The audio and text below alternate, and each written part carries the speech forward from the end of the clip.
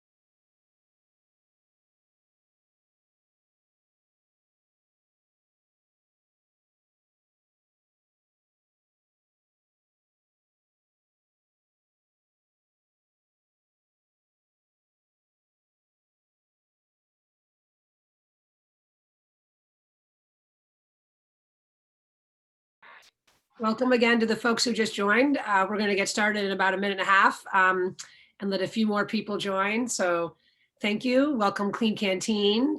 Thanks for joining us. We'll get started in just a minute and a half.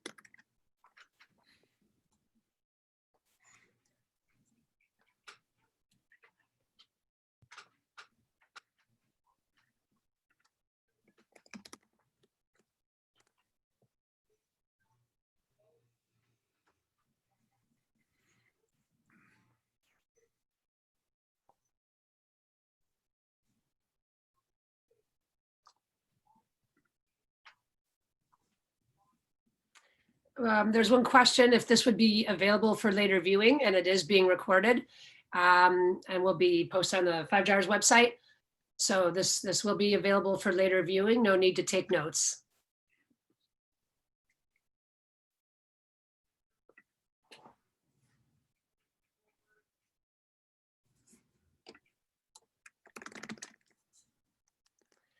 Okay, we'll go ahead and get started. Hello, everybody. Thanks so much for attending this afternoon. My name is Kathleen Egan. I'm on the 5 Gyres Board of Directors and longtime participant and supporter of 5 Gyres. This is our first ever State of the Union. And I think, you know, with all that's going on in the world and where we are as an org, Marcus and Anna really wanted to have an opportunity to speak to you, some of the most important members of this activist community. So thank you for coming. As you know, Marcus and Anna, will be hearing from both of them, the two most foremost leaders in this movement, and they're going to share what we're up to. It's an interesting time in the world and in the world of environmentalism and sustainability and in plastic. And I think what's so amazing about 5 Gyres is the history and how much we're staying true to the core mission, but we're also evolving to the future. And there's a lot of things changing, and in particular, the solutions that are necessary have changed a lot. And 5 Gyres is on the cutting edge of that and really becoming the solutions of tomorrow. Some of the things we'll be hearing about are the programs, education, as always, is a cornerstone, some really interesting stuff on the policy side, and of course, scientific research at the backbone of what we do and what's so unique. A couple housekeeping things, just some great news that 5 Gyres is growing. There's growth both internally. Ginger, who's been a member of the 5 Gyres staff, has been promoted. I think it's always a great It's a great mark of an organization that can promote and develop talent from within. And Ginger's taking on the role of ops manager, and we want to just give her a shout out and a congratulations.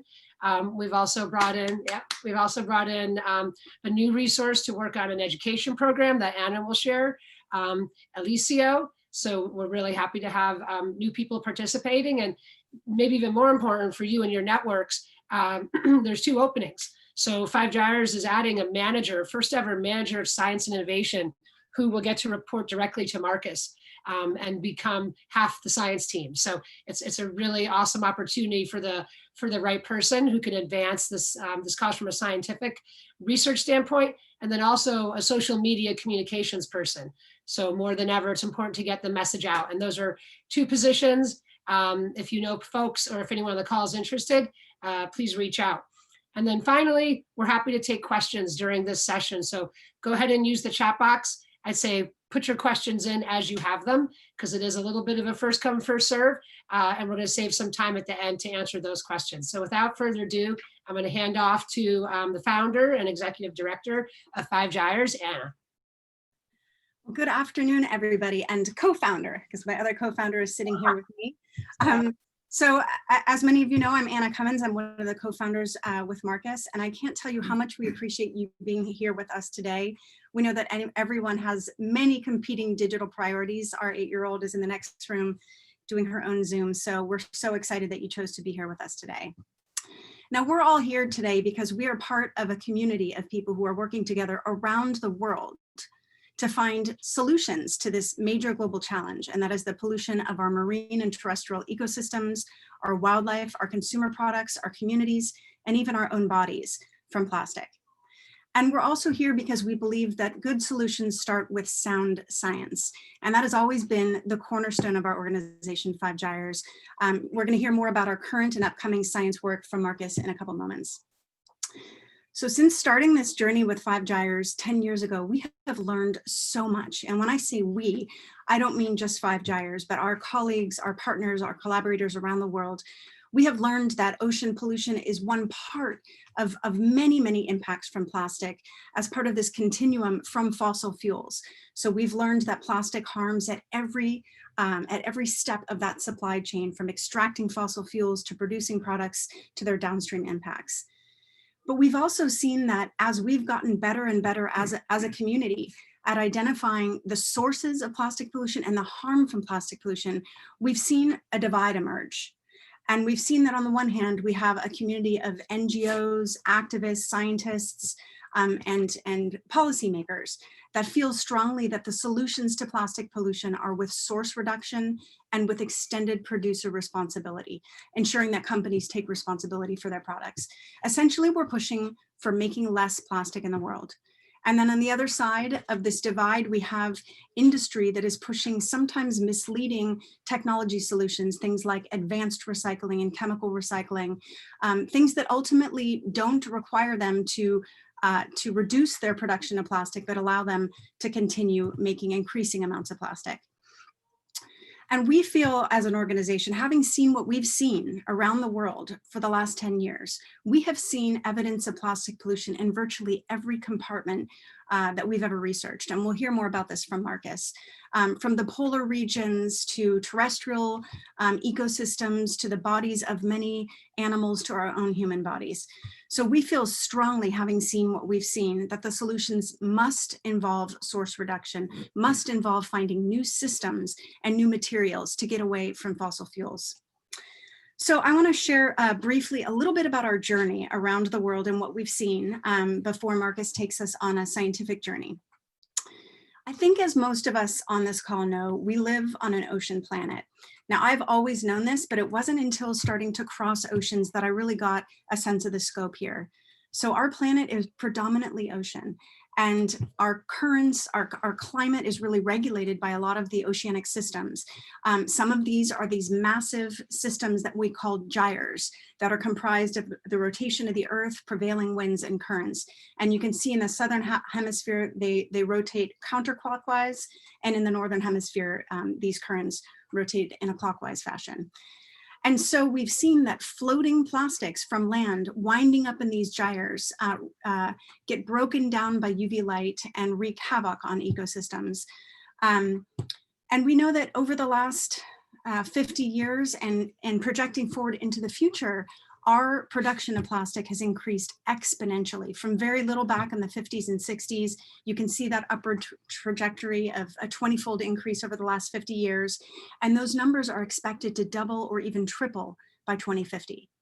We also know that our recycling, our ability to recover and recycle plastics has not kept pace with that production. And roughly 30% of all the plastics that we produce escape our collection systems. They're lost to the environment, winding up in our watersheds, flowing down our rivers and out to sea.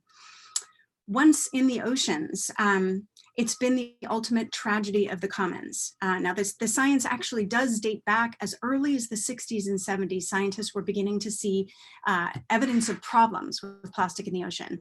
But we didn't really have a popular mainstream understanding of this.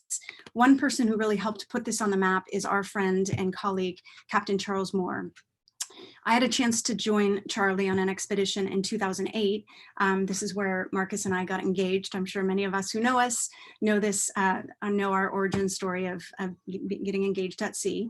You can actually see us there in the background, discovering our love for the issue and also for each other. I know you don't like talking about this stuff. And so what we saw on this voyage was not only that the amount of plastic in the oceans was increasing, we saw new evidence of plastic getting into the food chain, and we realized that there was this major gap in the research, that Captain Charles and others had done an incredible job popularizing the issue of plastic in the Pacific, but there was virtually no research and no science on plastic in the Southern Hemisphere. So this is what inspired the two of us to hustle when we got back on land after building the junk raft. But that's a story for another time. Using wedding money to incorporate a new organization called the 5 Gyres Institute. And we were hustling because we had our first expedition coming up in January. So we were thrilled to get our paperwork back from the IRS as the 5 Gyres Institute, a little clerical error that took some time to fix.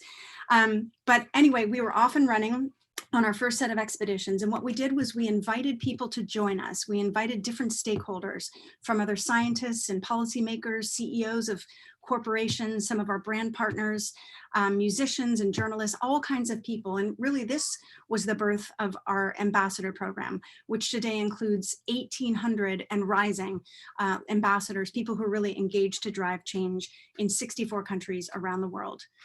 So what we did is collect these samples over the next 4 years across all 5 of the world's subtropical gyres, and then couple our data with scientific research from 7 other scientists from around the world to come up with the first global estimate of plastic pollution in the world's oceans. So this was really the first first estimate that put this issue on the map in terms of the global scope. Now, after doing this research, we really wanted to go further inland. We wanted to figure out how to engage people who do not live on a coast or near an ocean, but who depend on healthy oceans. So that inspired us to go into the Great Lakes in 2012 and 13 in partnership with SUNY Fredonia out of New York to collect samples across the Great Lakes. And this is where we found a sample that looked like this, an outlier. We found tremendous amounts of microplastic in Lake Erie, and we discovered that these were directly traced to personal care products. So this was the first time that we could point microplastics in water directly to a product. We discovered that these microplastics were coming from personal care products. We published the data. We thought science in hand would be enough to sway these companies. It wasn't enough. What we needed was collaboration with our NGO partners, our brand partners, and we were able to use this science as the backbone for a very collaborative national campaign that resulted ultimately in a federal bill when President Obama signed the Microbeads Free Waters Act. Now, a couple takeaways from this for us was, one, the power of local legislation to scale. So we didn't come out of the gates as a coalition driving a national bill. We worked really hard to drive a strong bill in California, because we realized if you can get a strong bill in a large economy like California, you have a de facto national bill. So it was the power of collaboration, the power of local legislation to really scale to national, and it was the importance of science. So after doing this, and after thinking also about other wins in the movement, we were part of the California statewide bag ban, an effort that took over 10 years and many organizations working together to ban a singular product. So we thought, how can we take the science further upstream to start looking at suites of products, so we don't spend so much time picking off bags, bottles, utensils, but can we start to lump products together and see what are the biggest impacts? So this was part of the driving force for our Better Alternatives Now report, which you can find on our website. And what we did was combine national data sets to come up with the top 20 worst offenders. And what we found in this list of plastic products that we commonly find in our communities is that what dominated were packaging and plastic from the food and beverage industry.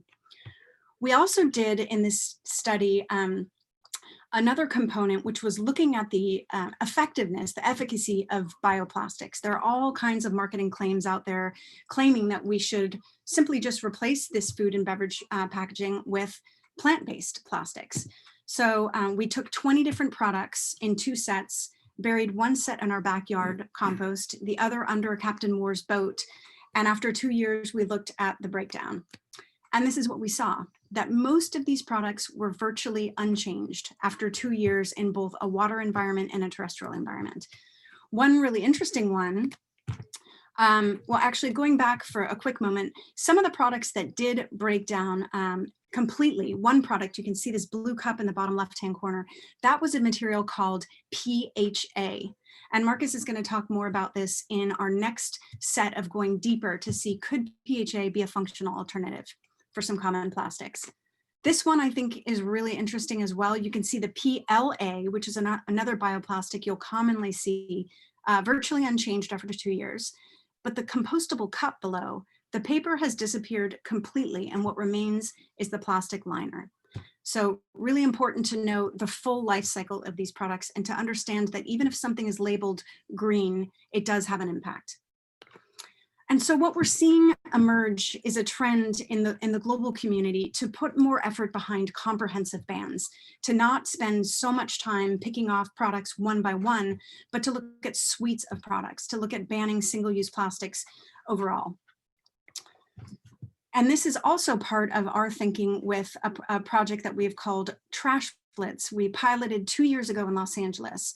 Now, we have many different data collection efforts out there, from Coastal Cleanup Day to Marine Debris Tracker, many different kinds of cleanup and data tracking events.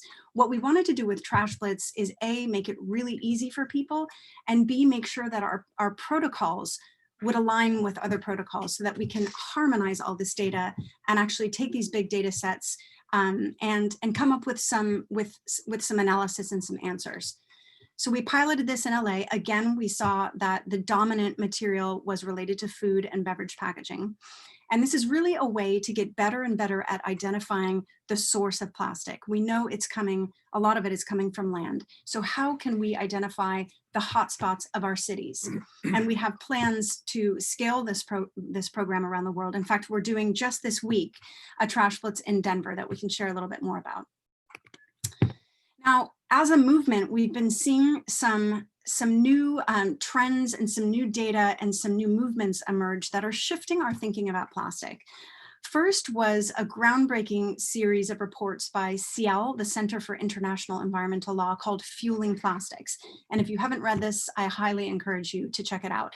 And basically, this shows the direct connections between plastics and climate change, and how the plastics industry, as plastic is getting kind of, the bottom is falling out, we're seeing more and more investment put in new ways of using cheap oil to transfer it into plastic. So we're seeing that there is a direct connection between these two. We're also seeing that there are heavy environmental justice implications from plastic. Remember, plastic being a fossil fuel-based product.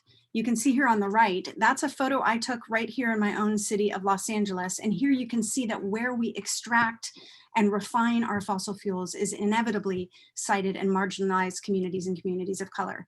So there's a direct environmental justice and environmental racism connection between plastic, public health, and our communities. We've also seen the bottom fallout on our recycling infrastructure. When China basically put up the national sword and said no more dirty mixed plastics from the US, and now we're scrambling to find new ways to dispose of our plastic. And unfortunately, a lot of it is just being landfilled. And all of this has been correlated with the emergence of a new movement called Break Free from Plastic that we've been active members in. And that is, again, looking at that full supply chain of plastic and recognizing that plastic harms at every set of that, along every set of that supply chain. Now, another impact we've seen is during COVID. A lot of the wins and momentum that we have gained as a movement in coming up with comprehensive bans in cities has taken a hit. When COVID first hit, industry leveraged and took advantage of this moment to spread misinformation and fear about the safety of reusables. Fortunately, what it has caused us to do as a movement is get stronger and really look at the research behind reusables and reiterate that shifting to systems of reuse is the solution. And we're seeing that the plastics industry, although they're trying to leverage this movement, this moment to bolster our failing oil economy, it's not going to work. So what we feel based on all of this in terms of our strategy, how we're going to combat some of these challenges and really continue pushing for source reduction, it all stems from our science. So science is primary. We use this science to engage our communities. Unfortunately, everything is digital for now, but we did take this moment to really look at all of our educational offerings and make them more accessible and more inclusive. So you'll see here, Eliseo has been part of a program where we are supplying STEM education across LA Unified School District through live lessons as part of our Trash Academy. We're expanding Trash Academy to really distill the science and make it digestible for our community. With this, we're engaging our ambassadors. We have now over 18 ambassadors around the world. And these are people that want to do more than simply click and like and share, but they want to get directly involved in solutions in their communities. So what we're doing now is better supporting our ambassadors through an upcoming micro grants program that we'll be launching early in 2021. We also, although I did mention this great divide, we do engage with industry. We have met with the American Chemistry Council. Marcus has been deep in a mediation process with a group called the Meridian Institute to have more dialogue and find out where do we have common ground with industry, because we need them to be part of the solution. And finally, we're working hard on both local, statewide, and participating in some of the policy efforts. Right now, in this post-COVID moment, what we really need to bolster the statewide bill that unfortunately didn't make it this time around is we need more success stories of how reuse is really working, and not just in the coastal communities, but inland. So this is really an area where we're going to be focusing our policy and our advocacy work in 2021. So with that, I'm going to hand it to Marcus for a deep dive on the science, and then we will open up for questions. Hi, everyone. I want to share with you just some of the research we're involved in. We have this year I've been involved in the publication of 4 papers. 2 we co-authored and 2 we led ourselves. I'll explain those very briefly. And then a little bit about that sort of divide that Anna mentioned, where you've got a lot of folks from industry focused on the downstream mitigations, the recycling, chemical recycling, and mechanical recycling. And the upstream folks, many of the NGOs, looking at preventative models. We'll talk about that in a moment. But first, our science.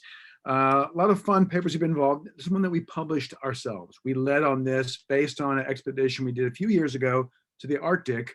Brought in lots of collaborators. It was a fun collaboration with folks in Sweden and Italy and around the world, looking at the impact of plastics beyond the gyres into other parts of the world, into the Arctic. And like we see in the gyres, there's a lot of fishing gear, which you see here, but the bottom right corner, that's a Snickers wrapper. Now, talking with industry, they don't like having their brands on a piece of trash frozen to iceberg.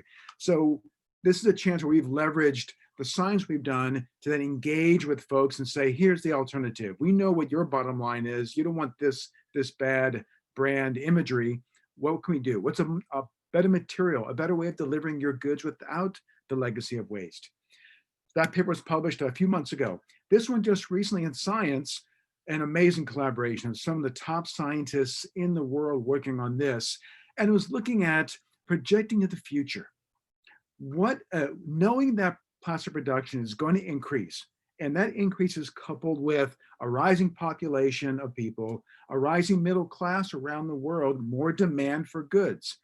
But these three color-coded sort of trajectories you see here in this image is based on what if we just do things, if things keep going, our mitigations are as business as usual.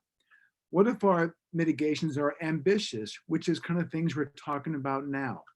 And then what if we do a really targeted model where we tell the whole world, we have to get to this level, this low level of impact of plastics. We found business as usual is going to really harm our planet in the very near future. Even an ambitious model using all the current mitigations on the table right now, if those keep going as planned, we're still going to see significant harm as demand grows. What we need is a very specific targeted reduction over time with enforcement. And that has to happen. And that's actually where the conversation is right now. Maybe some of you have seen just last week, industry proposed a UN treaty on plastics. At the same time, Break Free from Plastic had a very different approach in a global strategy. So we're seeing that great divide right now is talking about what is a targeted reduction over time. This paper was very important. We're very proud to participate as a co-author in that effort. This is one we just got published last week by an amazing young scientist, Valeria Hidalgo Ruz from Chile, published this work looking at how animals in the South Pacific, seabirds, are selecting plastics. We had a hunch about this, South Pacific focused, found that a lot of organisms, a lot of animals are selecting for color. Seabirds like the brightly colored items. It's an interesting paper. You know, a lot of science, some folks will say we know enough to act. We don't. We keep getting new information that changes the trajectory of the movement, like the polar paper, the future trajectory paper, this one, and this one here. This just got accepted, this paper. 5 Gyres led on the authorship of this paper, looking at plastic bags and camels on land, further taking the issue away from just the oceans, seeing the global impact. This just got accepted this Monday for publication, plastic bags in camels. We found a 1% mortality rate on camels in the region around Dubai. And this again allows 5 Gyres to talk about, using science, to talk about some of the more progressive solutions we want to see, preventative solutions. In this case, getting rid of plastic bags across the Middle East, because they're harming a significant population level harm against a charismatic megafauna of the desert. That's the albatross of the desert, is a walking camel. So these are some of the publications that have been put out there. But you know what's interesting, when we start talking about solutions, and this has happened in a few just webinars this week I've been participating in, is a difficulty in focusing on which sector of plastic pollution are we talking about, because they're all very different. So very often we begin our presentations with this image, because when you talk about how do you mitigate the harm from fishing gear versus the harm from hospital waste or cigarette butts or textiles, they're such very different polymers. They enter the environment in very different ways. And the negative impact on the back end, how you mitigate that, is very, very different. We can ban single-use plastics. Are we going to ban textiles? We can ban cigarettes on beaches. Are we going to ban plastics in hospitals? Or are there other mechanisms? How do you deal with fishing gear versus e-waste? So it's very important we look at the context of what specific sector we're looking at. What we've done at 5 Gyres, this has been very informative for us in how we think about this. We look at all the evidence of harm. There's a paper just came out a few weeks ago by a researcher last name Kuhn, looking at the number of studies of the ecological impacts of plastic. Now, in 1997, that number was 267 species. The update now, 914 species, documented to be ingesting or entangled by plastic waste. You look at all those impacts, and it's not just ecological, it's social, it's economic, and the harm really falls in two sectors. This is where, if you're going to do something, spend your money, you get the biggest bang for your buck, reducing the harm by looking at fishing gear and single-use plastics, consumer goods. And that's where we focus. So with this in mind, look at this next graph here. So when we look at all the different ideas proposed to deal with, let's say single-use plastics, focus on that. That's where we find the biggest harm primarily.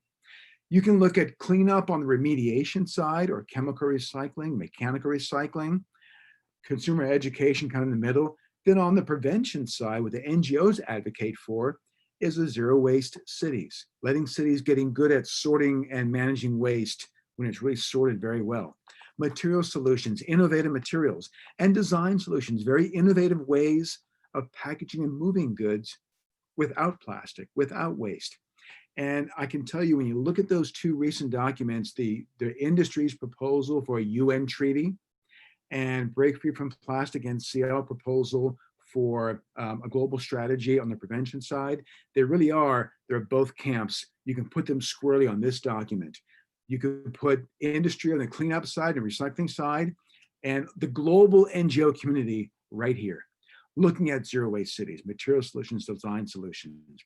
And here's where Five Gyres really wants to be engaged. So Anna mentioned one study we did on biomaterials.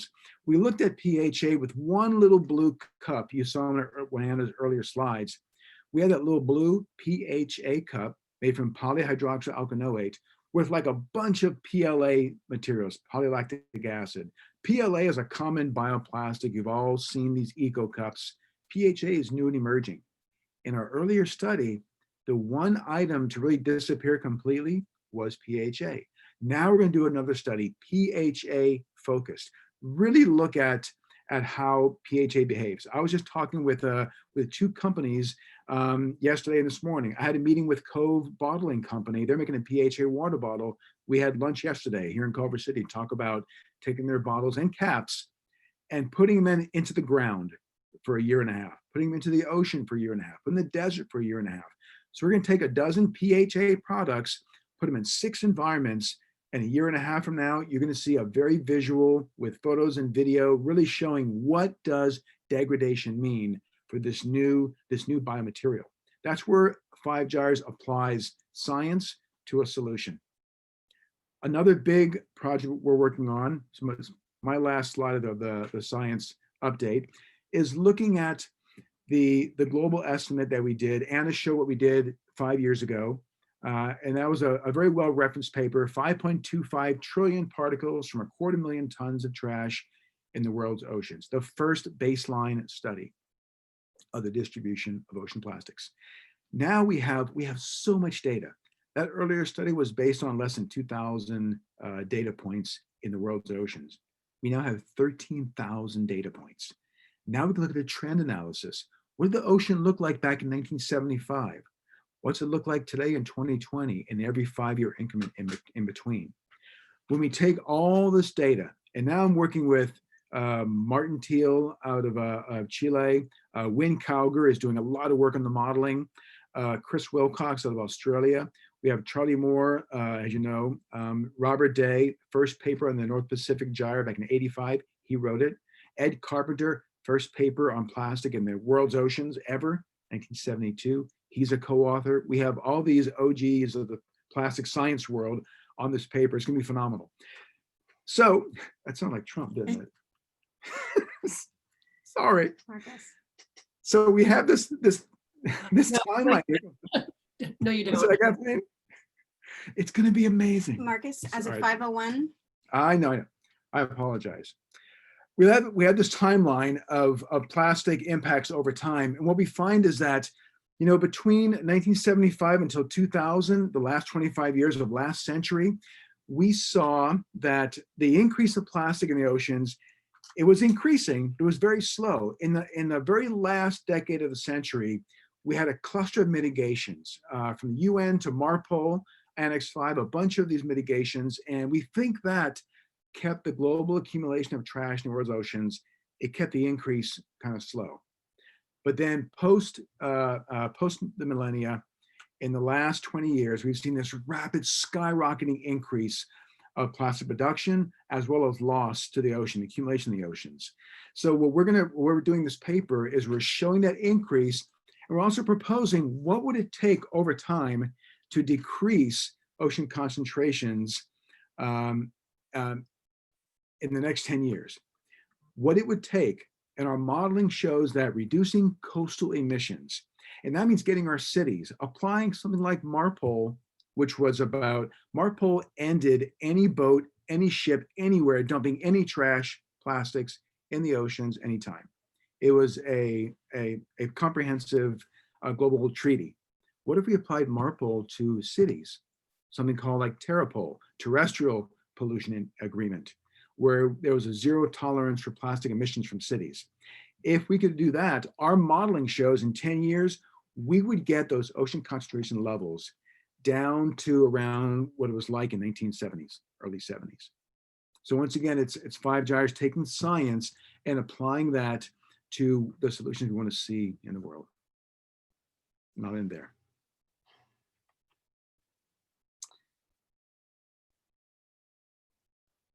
Okay, thank you. Well, I think I'm going to hand it over now to Sarah to give us a fundraising update. All right. Hi, everyone. My name is Sarah Mays, and I'm the development manager for Five Gyres. I just wanted to thank everyone for joining us today, and we hope that you learned something new. Maybe we're inspired and are also proud to support Five Gyres. So a quick fundraising update as we head into the end of the year. We just approved our fiscal year 2020 and 2021 budget. We're on track to maintain our silver seal from GuideStar, which nonprofits earn through transparency about finances, program metrics, and demonstrated impact. So this year we welcome 13 new corporate partners to our Five Gyres family, and many more through our 1% for the Planet membership.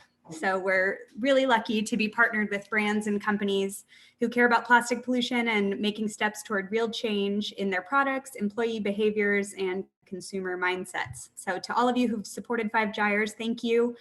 We really couldn't do the work without you. So just to acknowledge the survey that we sent out to our individual supporters, we received many responses, and we found that most people came to Five Gyres because they were interested in obviously gaining more knowledge about plastic pollution, and they also gave for the first time because of that passion. So, which is really interesting to hear. Of the people that responded, the majority of them placed science as their top priority for the organization, followed closely by policy and advocacy. So those remain very important to us as an organization. And then, so reading the responses of the survey was a wonderful peek into the mind of our supporters as we found what they wanted from Five Gyres, and many asked how they could help. So one example that the pictures show here are two young women, Tess and Devin, who just recently on October 3rd and 4th swam across the Catalina Channel from Catalina Island to Palos Verdes. So they did this in the middle of the night at midnight, all the way, I think it was 12 hours, so literally midnight to noon the next day, raising awareness for plastic pollution and Five Gyres. And they also made it a fundraiser. So they raised over $8,000 on behalf of Five Gyres, and we're super proud of them. So again, they're ambassadors. You don't have to do this in order to raise awareness and support Five Gyres, but it's a wonderful example of our ambassador network and how dedicated our supporters are. So I just wanted to share that.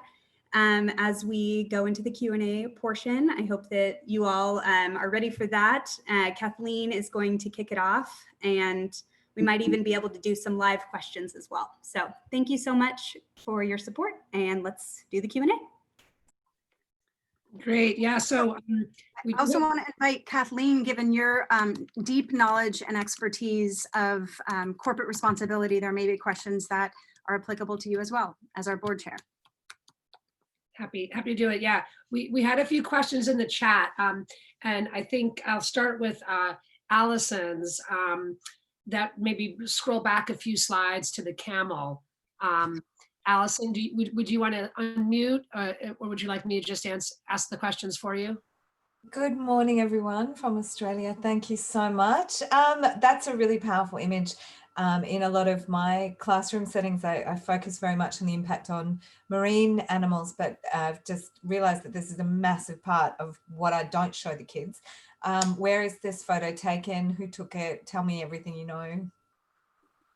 Sure. So this was done. We went to the Gulf of Arabia probably 3 years ago to study floating plastics in the Gulf, and met a veterinarian in Dubai. He took us out in the desert, and there were these 5 camel skeletons, and he has surveyed, he says, over 300 camels that he has extracted plastics from. And he gave us these 5 samples. His name is Uli Werner, and he's worked in Dubai for over 30 years doing this work on camels. And what we found is that the majority of these, it was 2 things: plastic bags or ropes. The one you can see labeled D, that's when I actually cut that one in half. And it's just solid plastic bags all the way through. The other ones look kind of lumpy, like the one that's labeled B. You see little lumps there, and the same as one labeled C. Those are calcified bits of rope that form inside the gut. What we know is that it impacts animals in 3 ways. It creates a very toxic environment. They're absorbing lots of toxins from the plastics. It also creates it can puncture and create ulcers. Yeah. Also gives them a false sense of satiation. They feel they're full when they're not. So once again, I mentioned a 1% mortality rate. Out of the 30,000 camels in the Dubai region, over 300 impacted by plastics, harmed by plastics, killed by plastics. We consider that a population level effect. And that's kind of the frontier of ecological studies now, is to get beyond the individual organism being found impacted by trash, but a population level impact. And those are fewer and far between. And this is one very recent. And that's a new publication from 5 Gyres in the Journal of Arid Environments. We just got accepted this week. It should be out in the next month or 2. Thank That's you. also true. Isn't that also true for sea turtles, based on some of the studies that Jay and others have done? That it's not individuals, but it's basically every single Yes. every single individual, every species. So the occurrence can be widespread, but the harm is hard to document. And it's very difficult for large mammals in the ocean, because typically when an animal in the ocean dies, they sink. Not everything bloats and floats. A lot of things just die and they sink. So most mammals and most marine reptiles, if they get entangled when they die, they're just going down the sea floor. So I'm sure, and many of my colleagues, they agree, there's likely a huge underrepresentation of entanglement and population level harm because of entanglement.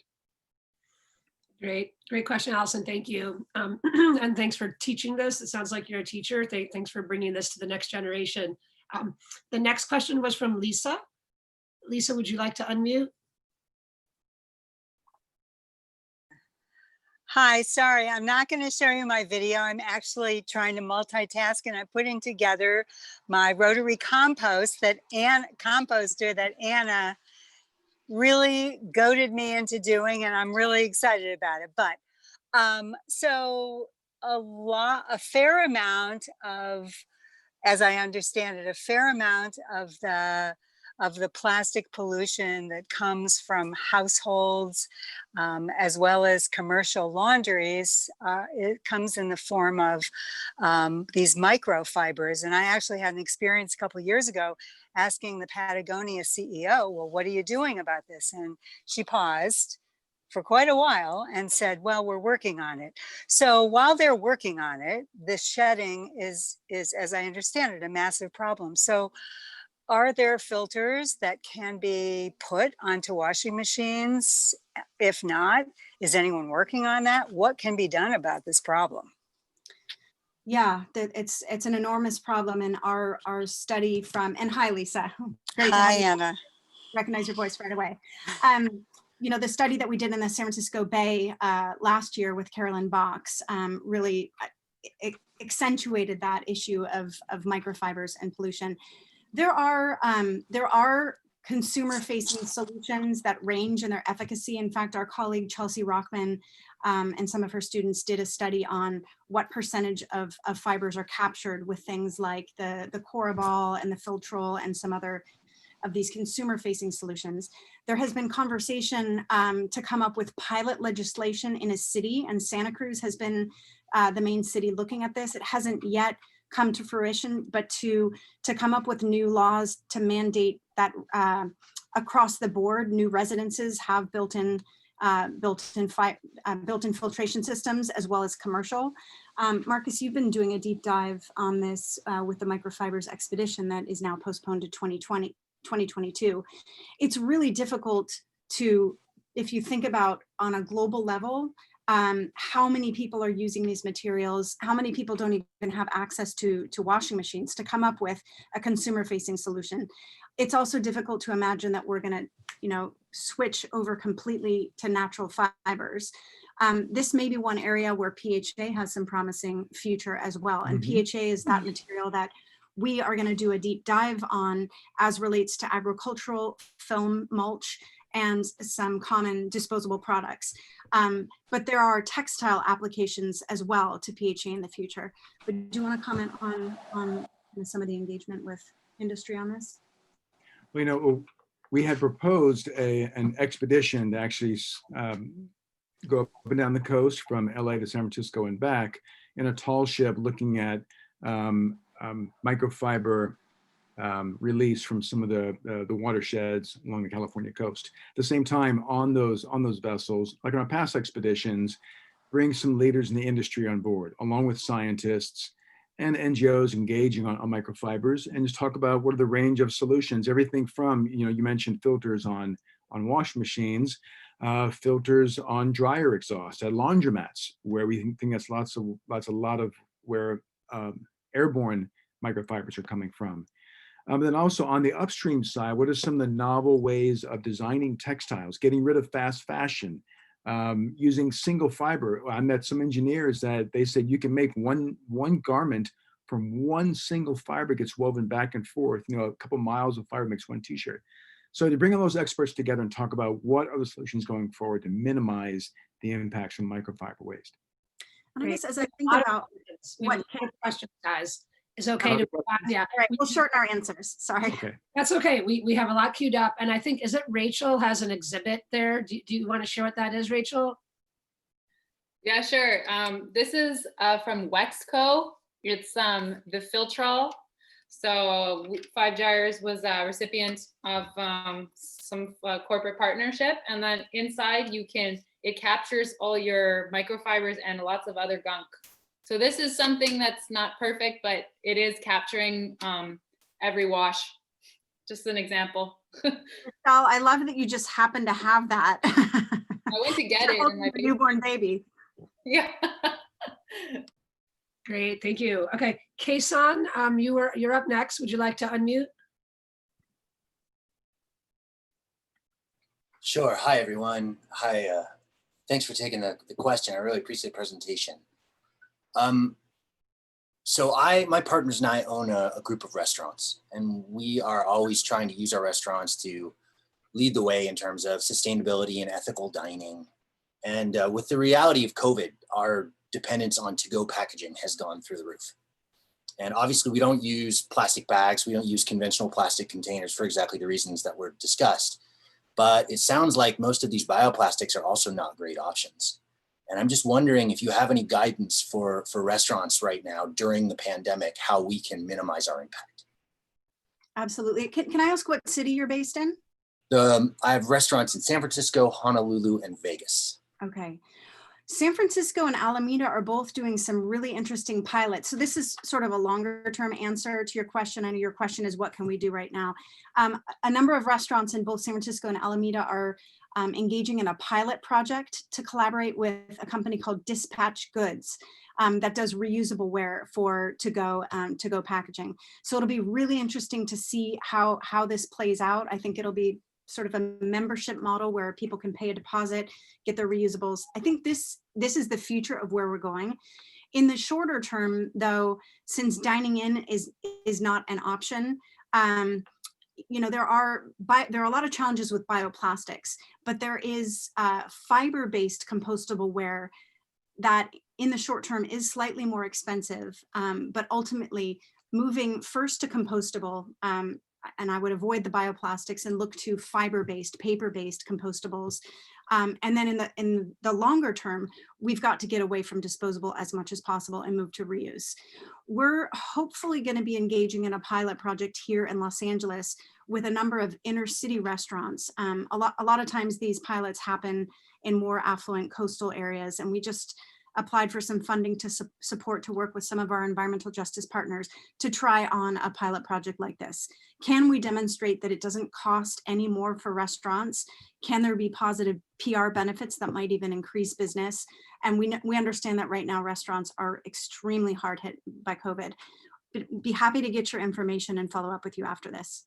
Yeah, Kason, would you mind sharing your restaurant in the Bay Area so that we can promote your environmental leadership? Thanks. Thank you all very much. Sure, I'll put the names of the restaurants in the chat and I will follow up with you via email. Awesome. Thanks again for this. Thank you. Yeah. Next up is Francisco. Hi, thanks for taking my question. I was just curious because recently saw it in the news that I think in Japan there was an enzyme found that somehow it eats or destroys the plastic, but I think it's still pretty recent. I'm not sure if that kind of information is something you guys are also looking at, or is that just something completely different?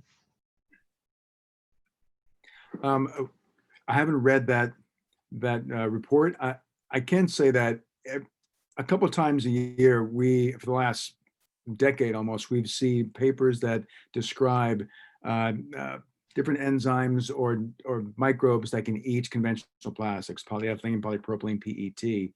And typically those kinds of studies require that you add a food source to the experiment to keep them well fed.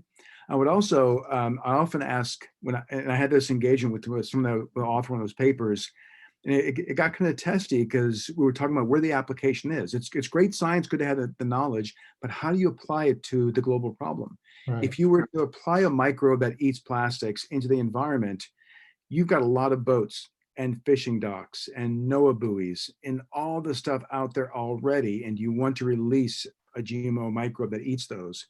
It may have a place in a landfill where you want it to break down plastics there, but then the possibility of it escaping into the environment is an ever-present threat. So without having read the paper, and if you want to share it, I'll look at it. Typically, that's the response I have, is that Okay. I don't know where we'd apply that in a way that's safe and doesn't harm the other useful purposes for plastics in the world. Okay, all right.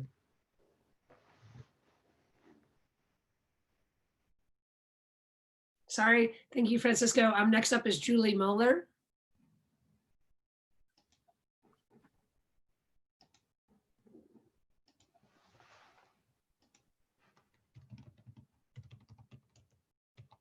Do you want me to ask your question for you, Julie, or do you want to come off mute?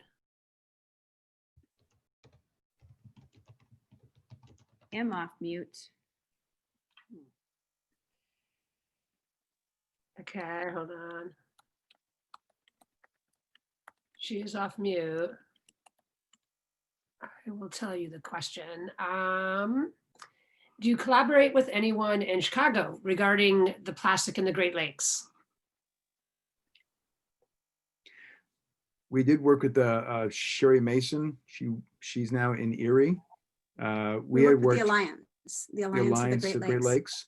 and other collaborators on the paper about the microbeads in the Great Lakes. And then Dr. Mason led a team looking at Lake Michigan. So we have worked in the past with groups, organizations, and scientists in the Great Lakes region. I think we've been to Cleveland half a dozen times looking at plastic emissions from Cleveland.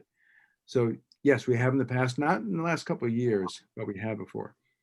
Going forward, if there are organizations that anyone would want to point us to, we do have a 3-year plan with trash splits to scale trash splits to conduct events in every major US watershed in the country, obviously in the US.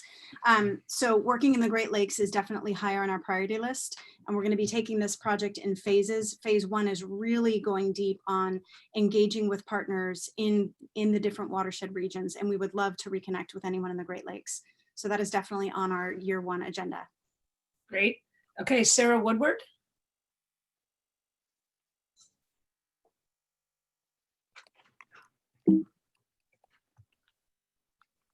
I can read her question. What are the biggest impacts that individuals can have? Are efforts better spent contributing to Five Gyres as a donation? I guess I would answer that question on a case by case. It really depends on the interests and the skills of that particular individual. So people who are geared towards education, I guess the first answer is we'd love for people to join our ambassador network. And that is where we can better connect change makers to each other and better dive into what are the key problems in your city, in your region? What policy is already happening in your area? Could we help support and scale what's already on the ground? And if there's a need for more education and engagement, could we work collaboratively based on your skill set and your interest? So yeah, I don't know that I have a singular answer to that, but when I think about solutions, I think about what we can do as individuals in our households, with our families, with our friends. That alone is not going to move the needle unless we start putting our individual efforts together in a city with policymakers, with corporations, and then continuing to scale out from there. So it's important that we lead by example and align our values with what we do in our homes and in our households. But that alone won't move the needle unless we can pair our efforts together. And that's why we really want to create community around solutions. Great, great. Okay, Amity. Would you like to ask your question? I don't know if I see Amity still on, so I'll ask it for her. Has there been any strong messaging toward connecting plastics in our food web, excuse me, to impacting, long-term human health as part of a theory of change beyond just scientific papers, but more like an awareness campaign? I haven't seen a singular awareness campaign. I think a lot of organizations, NGOs that work on plastic have that as part of their messaging. We've seen ample evidence, and even just in the last couple of days, I'm sure people have seen a new study showing microplastics in baby bottles getting into our bodies. I personally have done a body burden test. I also see that we have an expert in here, Sasha, who's definitely an expert on toxicology and POPs and their impacts. Marcus, do you want to chime in on, there's a lot known, but there's really the frontier of the science is better understanding on a micro and a nano level, the direct connections between plastics in our bodies, plastics in our food sources, and what are the long-term impacts on our health.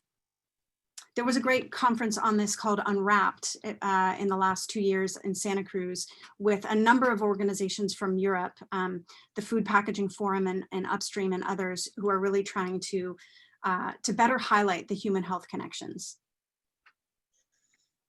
Okay, great. Sarah Atkins want to, I think, share some about PFAS. Sarah, do you want to ask that?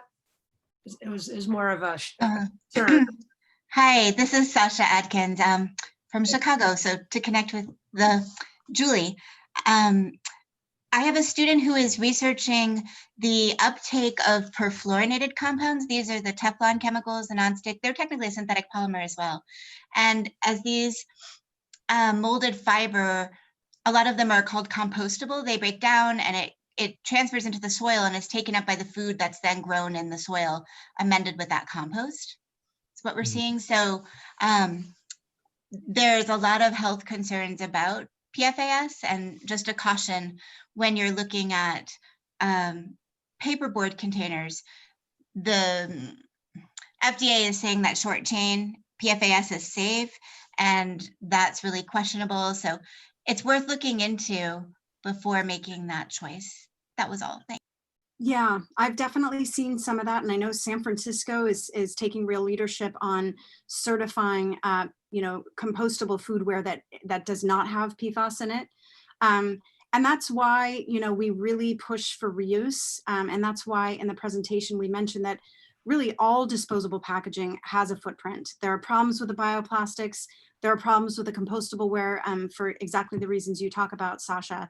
I am starting to see some new certifications or attempt at certifications for compostable fiber-based that are PFAS free. But I completely hear you that is, we need to err on the side of caution there. Yep, and I've got one last question in the chat box, and so we'll do that. We're going to go over by a minute or two here, but was a question from Julie about air carbon. Do you want to go off mute, Julie, and ask your question? Sure. Hi, Anna. Hi, Marcus. Hey, Julie. Hey, Julie. I know you're looking into PHAs. I was just wondered if you were looking at air carbon from that company, New Light. I know they put out restore reusable wares, and I was looking at it because it looked promising.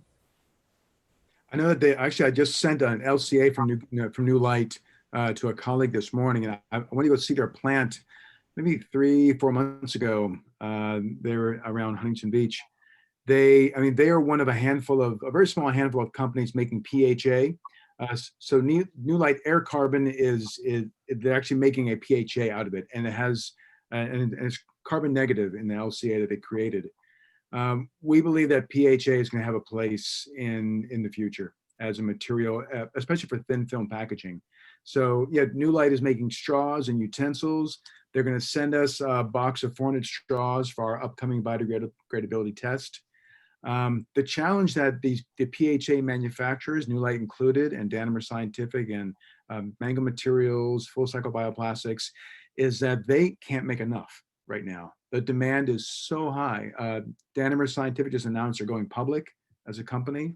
So bioplastics, just PHA focused, is a rapidly emerging economy. I think New Light, I'm sure that they are going to grow by leaps and bounds as they're able to meet demand. But it's a very interesting time for these companies making PHA like New Light. Yeah, and to be clear before we close, our number one solution would always be reuse, looking at the systems in place to deliver products to us and questioning, could we come up with better systems? There are some great examples of companies that are entering this arena, companies like Vessel, Revessel, Cup Club in London, companies that are looking to come up with reusable systems where you can get your product and leave a deposit and keep these products in circulation. But that's not always possible when we think about our dependence on convenience, things like chip bag wrappers and even health food containers and all of the things that we get wrapped in thin film packaging. So while we're still grappling with ways to better deliver our products around the world without packaging, there may be a place for alternatives like PHA that are less bad, but still have a footprint. Great. Thanks, guys. There's a note here about the upcoming Trash Blitz in Denver. So that's very exciting. Thanks to everybody from Denver who's joined us and for your work on that. If you want to learn more, you can go to the 5 Gyres website. And I would say that we're going to be looking for your feedback. This was the first ever. We're thinking that the engagement and the questions were so awesome that this might be a repeat performance. So we'd love your feedback on what you liked about this. If you have input on the frequency, and thanks everybody so much for your support and enthusiasm around this issue and for supporting 5 Gyres. Thanks, everyone. Everybody. Thank you.